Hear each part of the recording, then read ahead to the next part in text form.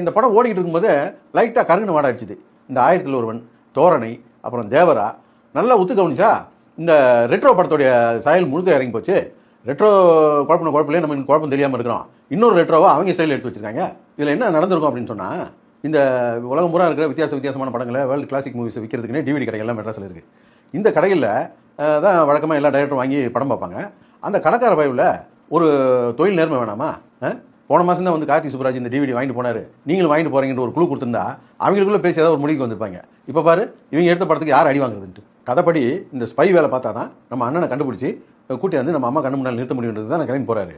கதை எப்படியாவது கூட்டி வந்தாரான்றது தானே இருக்கணும். ஆனால் இவர் போகிற வரைக்கும் அங்கெல்லாம் நிம்மதியாக தான் இருந்தாங்க. நல்லா செல்வாக்கா சோத்தக்கத்தை தின்னுட்டு இருந்தாங்க.